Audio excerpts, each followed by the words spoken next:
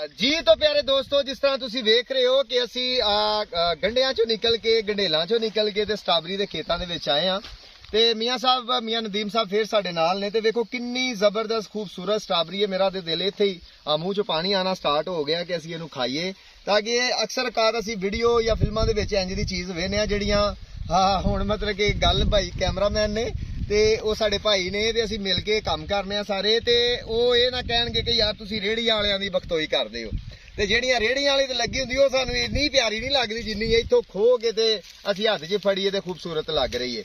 ਤੇ ਇਸੇ ਲਈ ਸਾਡੀ ਦੁਆ ਹੈ तमाम ਪਾਕਿਸਤਾਨ ਦੇ ਕਿਸਾਨਾਂ ਵਾਸਤੇ, तमाम ਦੁਨੀਆ ਦੇ ਕਿਸਾਨਾਂ ਵਾਸਤੇ ਕਿ ਮਾਲਕ ਸੋਨਾ ਇਹਨਾਂ ਦੀ ਮਿਹਨਤ ਦਾ ਜਿਹੜਾ ਨਾ ਅਜਰ ਤੇ ਫਲ ਇਹਨਾਂ ਨੂੰ ਦੇਵੇ। ਕਈ ਦਫਾ ਮੈਂ ਇੱਕ ਦੋ ਦਿਨ ਪਹਿਲਾਂ ਇੱਕ ਬੰਦੇ ਨਾਲ ਗੱਲ ਕਰ ਰਿਹਾ, ਉਹਨੇ ਕਿਹਾ ਲਾਸਟ ਸਾਲ ਮੈਂ ਨਾ ਦੁਹਾਣੇ ਲਾ ਬੈਠਾ, ਉਤੋਂ ਬਾਰਿਸ਼ ਆਈ ਤੇ ਮੇਰੀਆਂ ਤਕਰੀਬਨ ਕਈ ਇੱਕ ਪੈਲੀਆਂ ਜਿਹੜੀਆਂ ਨੇ ਚੰਦਰਾ ਪਿਆ ਤੇ ਖਰਾਬ ਹੋ ਗਈਆਂ ਤੇ ਮੈਨੂੰ ਸਰ ਬੜਾ ਲਾਸ ਹੋਇਆ। ਇਸੇ ਤਰ੍ਹਾਂ ਸਾਡੀ ਦੁਆ ਹੈ, ਬੇਸ਼ੱਕ ਇਹ ਰੱਬ ਦੇ ਨਾਲ ਹੀ ਭੰਜਾ ਲਈਏ, ਮਿਹਨਤ ਕਰਨਾ ਸਾਡਾ ਕੰਮ ਹੈ, ਮਿਹਨਤ ਦਾ ਸਿਲਾ ਦੇਣਾ ਉਸ ਮਾਲਕ ਦਾ ਕੰਮ ਹੈ।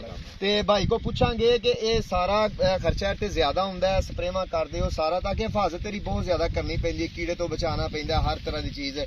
ਜੀ ਮੀਆਂ ਸਾਹਿਬ ਕੁਛ ਇਹਦੇ ਬਾਰੇ ਸਾਨੂੰ ਤੁਸੀਂ ਦੱਸਣਾ ਪਸੰਦ ਕਰੋਗੇ? ਭਾਜੀ ਤੇ ਖਰਚਾ ਬਹੁਤ ਜ਼ਿਆਦਾ ਹੁੰਦਾ ਜੀ। ਜੀ ਠੀਕ ਹੈ ਨਾ, ਇਹ ਤਕਰੀਬਨ 3.5 ਰੁਪਏ ਦਾ ਬੂਟਾ ਪੈਂਦਾ ਹੈ, ਕਿੱਲੇ ਇੱਕ ਬੂਟਾ ਜਿਹੜਾ ਹੈ ਪਨੀਰੀ ਦਾ ਜੀ ਜੀ ਠੀਕ ਹੈ। ਹਾਂਜੀ ਇਹ ਕਮੋ ਪੇਸ਼ 3-3.5 ਲੱਖ ਦਾ ਇੱਕ ਪੈਲੀ ਦਾ ਬੂਟਾ ਬਣਦਾ ਜੀ। ਵਾਹ ਠੀਕ ਹੈ ਨਾ ਜੀ।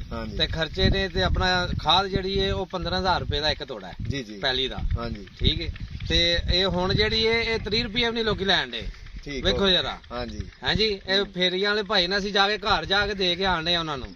ਤੇ ਭਾਜੀ ਆਪਣਾ 30 ਰੁਪਏ ਕਿਲੋ ਆ ਜਾਓ ਸਾਡੇ ਕੋਲੋਂ ਇੱਥੇ ਪੈਲੀ ਚ ਪਾਈ ਜਾ। ਕੀ ਬਾਤ ਹੈ। ਹਾਂਜੀ ਵੇਖੋ ਜੀ ਕਿੱਡੀ ਵੱਡੀ ਉਹਨਾਂ ਆਫਰ ਕੀਤੀ ਹੈ ਕਿ ਅਗਰ ਕਿਸੇ ਭਾਈ ਨੂੰ ਚਾਹੀਦੀ ਹੈ ਤੇ 30 ਰੁਪਏ ਅਸੀਂ ਇੱਥੇ ਪੈਲੀ ਦੇ ਵਿੱਚ ਹੀ ਰੇਟ ਦੇਵਾਂਗੇ, ਮਤਲਬ ਕਿ ਆਪਣੇ ਹਿਸਾਬ ਨਾਲ ਤੋਲ ਕੇ ਵਜ਼ਨ ਕਰਕੇ ਤੇ ਲੈ ਜਾਓ, ਸਾਨੂੰ ਪੇਮੈਂਟ ਕਰਕੇ, ਨਾ ਅਸੀਂ ਚਗਾਨੇ ਆ ਕੁਛ ਨਹੀਂ ਕਰਦੇ, ਆਪਣੀ ਮਰਜ਼ੀ ਦੀ ਤੋੜ ਕੇ ਲੈ ਜਾਓ।